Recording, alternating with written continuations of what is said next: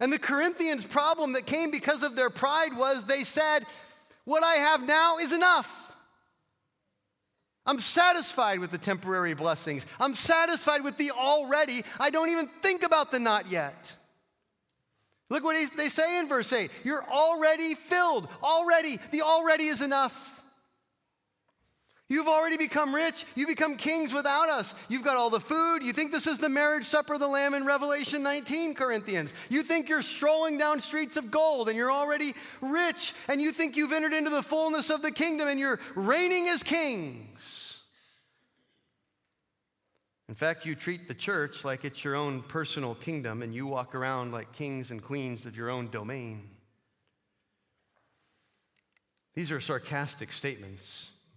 But Paul's making a serious point about what happens when we become proud. When we have an inflated view of ourselves, you know what we end up not having an inflated view of? God and his promises and the future blessings. And we become content with what we have now. We become content with the applause of men, the praise of men. I'm reminded of Jesus' warnings in Matthew 6, in the Sermon on the Mount. In Matthew 6, verse 1, Jesus said this, beware of practicing your righteousness before men to be noticed by them. Otherwise, you have no reward with your Father who is in heaven. Don't do your righteous deeds to get man's approval, Jesus says. Because if you do that, you know what you'll get? You'll get man's approval. And you know what you won't get? God's. You'll get your reward and you'll get it now. And you'll be satisfied with what you have already and you will forfeit the not yet. Verse 2, so when you give to the poor, here's some righteous things you might do. When you give to the poor, do not sound a trumpet before you as the hypocrites do in the synagogues and in the streets, so that they may be honored by men. Truly I say to you, they have their reward in full. They give to the poor. Wonderful, beautiful. And men clap and applaud and say, what a generous guy. And that's all they're ever going to get for that. Because that's what they want. They want men to applaud.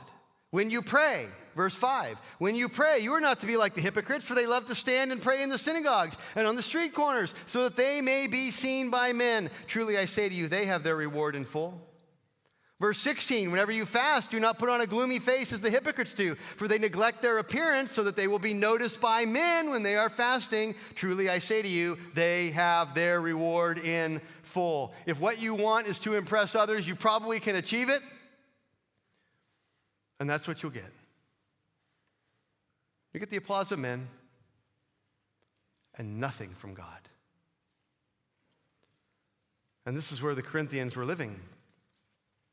They were wanting the praise that comes from men, but Paul says that what we should do is we should wait. Wait until Christ comes, and then each man's praise will come to him from God rather than from men. Don't be satisfied by what men think about you. And it requires humility to wait for praise, to wait for recognition, and to only value the recognition that comes from God. That requires a humble heart. Corinthians were so puffed up that they were satisfied. This was good enough. This was all the heaven they ever needed, knowing that they were thought well of by others.